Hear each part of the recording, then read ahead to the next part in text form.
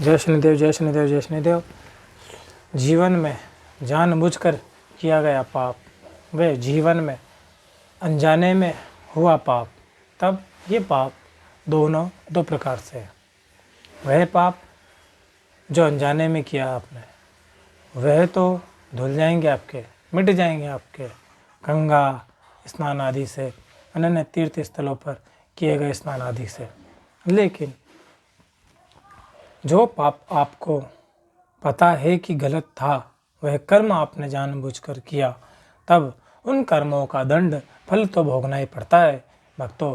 तो उन कर्मों का फल आपको या आपके कुल को भोगना ही पड़ेगा, क्योंकि आपने अगर अच्छा संचय किया है तब उस अच्छे फल का लाभ आनंद, जैसे कि आपने भवन बनाया अपनी मेहनत की कमाई से और उस भवन का लाभ आप, आपकी पत्नी, आपके पुत्र, आपका परिवार आनंद लेता है उस भवन का। तब आपने अगर जीवन में पाप कर्म किए, जानबूझ के किए, किसी का अहित किया, किसी को पीड़ा दी अपने लोभ के लिए, या गलत पथ का चुनाव किया अपने लोभ के लिए, तब जो आपने पाप संचय किया है, तब उसका भी फल आपको भविष्य काल में या आपके परिवार को, पुत्र पुत्रियों को भी भोगना पड़ता है। यह सूक्ष्म प्रक्रिया होती हैं जिसे हम समझ नहीं पाते और हम भगवान को कोसते रहते हैं और अपने कर्मों को नहीं देखते। कि हम कहते हैं हमारे पुत्रों ने, पुत्रियों ने तो किसी का बुरा किया नहीं, फिर इनके साथ इनके जीवन में इतना बुरा क्यों। तब हमें समझना चाहिए कि अगर माता पिता के अच्छे कर्मों का, अर्थात उनके पुत्रों पुत्रियों को लाभ मिलता है संचय करने पर, तब बुरे कर्मों का भी फलों का दंड संचय करने पर मिलता ही मिलता है। और संचय अच्छे बुरे और अच्छे कर्मों का फल संचय होता है और वह भविष्य काल के लिए होता है, तब वह प्राप्त होता ही होता है उनको या उनके कुल को, पुत्र पुत्री, उनके परिवार को।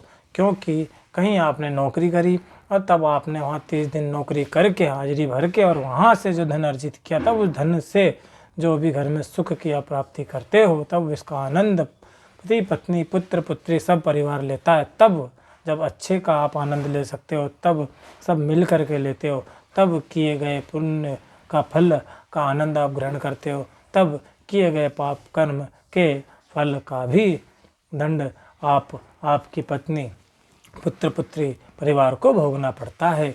इसीलिए एक व्यक्ति से समस्त कुल का उद्धार भी हो जाता है और एक अति पापी घर के व्यक्ति से समस्त कुल का नाश भी हो जाता है। इसीलिए सत्कर्म में रहना, सत्यता में रहना, भगवान की भक्ति में रहना अत्यंत आवश्यक है।